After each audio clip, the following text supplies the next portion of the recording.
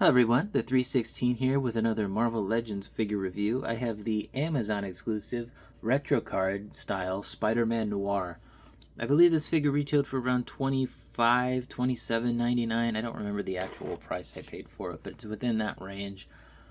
This is mostly just a retool, or rather reuse, complete reuse, but I think there's some new hand sculpts in here as well as a grappling hook, so I really like the card. Looks nice.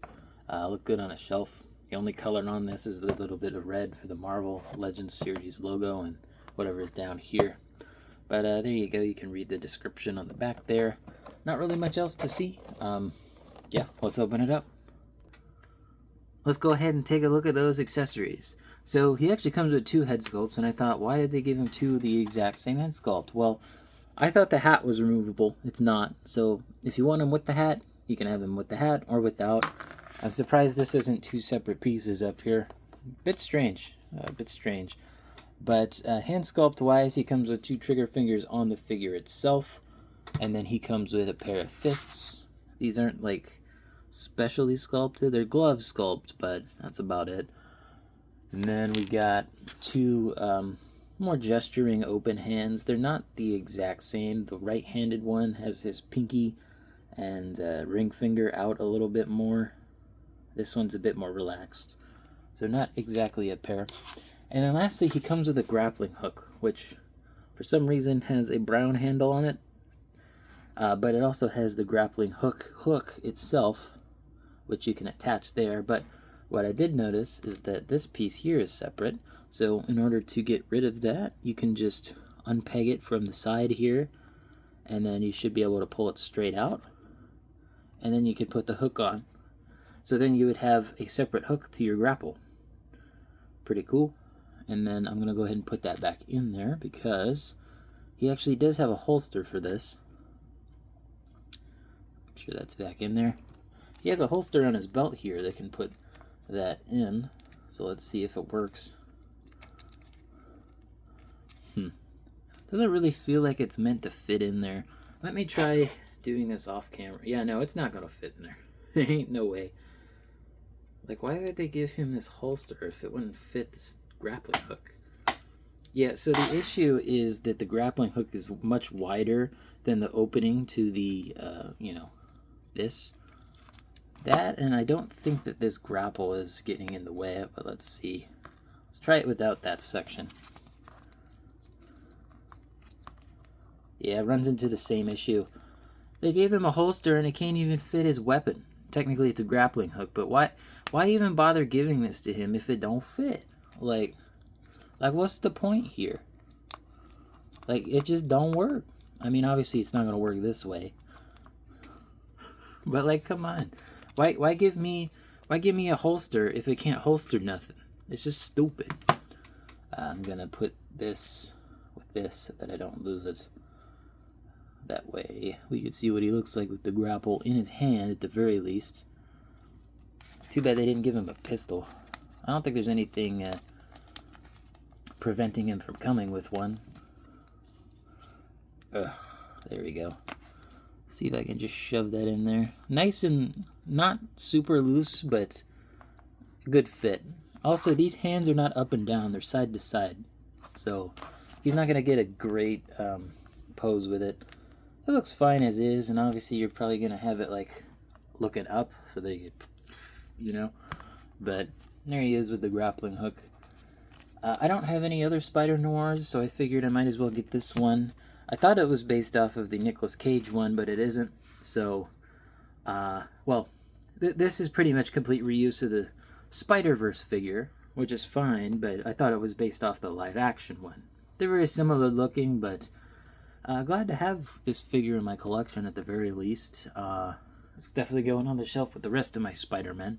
And technically I could put it with my live-action figures, even though it's not directly based off of that. It's just mostly reuse, but really the figure's almost completely black. There's just a few sections of paint. You have the belt, you have the eyes, and you have the mouthpiece of the mask. That's about it. I'm not a fan of his waistcoat. It just looks weird. Like, at least these sections are separate, but It just looks like he's doing the Marilyn Monroe, you know? Standing over a grate, pushing his skirt down. It just doesn't look good. I just don't like it. Also, the legs here, I believe, are reuse from the T'Challa Star-Lord figure. I think that's where these come from. I recognize it by the knees. I wish there was a more era-appropriate leg piece for this, but, you know, from a distance, you're not really going to care or notice. It's an all-black figure anyway. Sleeves are good. They're pinless. Same thing with the legs. Pinless. Yeah, not really much to say. There is some detail in the, the coat here. You know, it's got some stitching, as well as some buttons, and, stitching back here as well.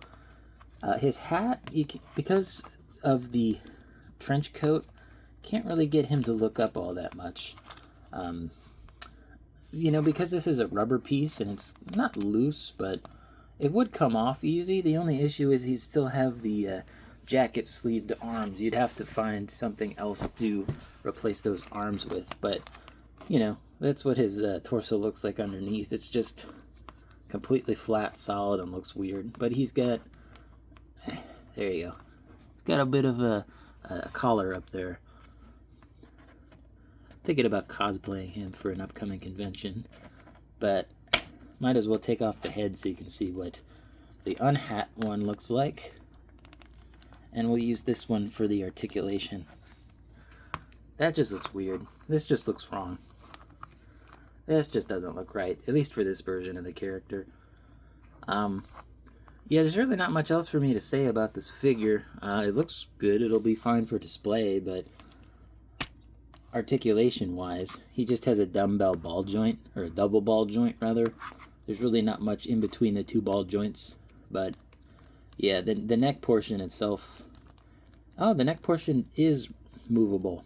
It's hard to see, but yeah, that bottom portion does move a little bit. This looks... Yeah, that's an overlay piece, the collar there. So you don't really get a lot of range of movement with either head, but you can get side to side just fine. And he can look up a decent amount. Down's the best.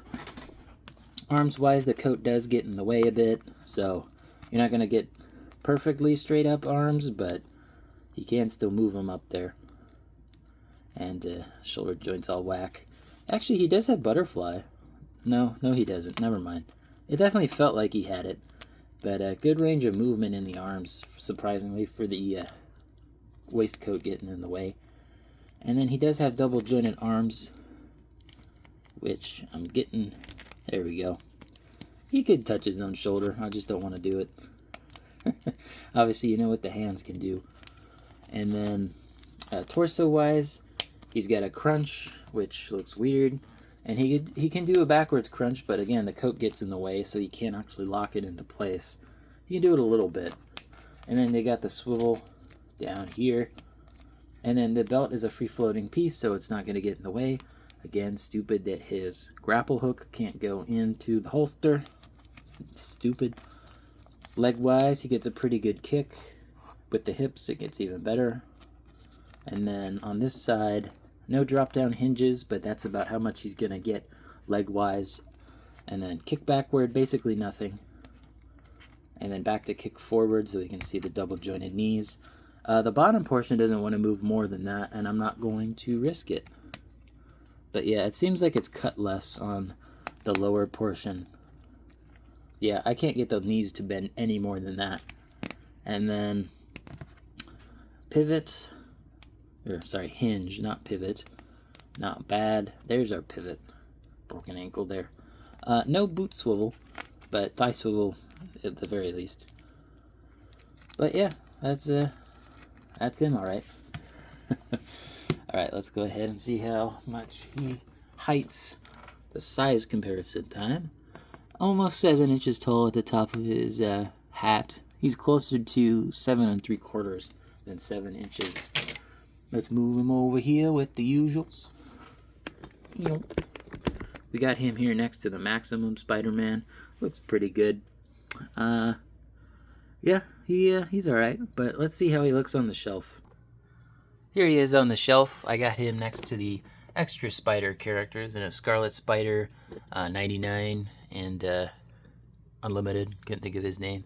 And then obviously we got the live action Spider-Man there. So he's kind of in between, and I also have the MCU stuff over there. So, you know, again, a bit in between, but yeah, he looks good on a shelf. He definitely stands out, not really because of all the other black Spider-Men we have on the shelf, but as a shelf piece, I think he works fine dynamically. The posed coat looks good, but not great for articulation.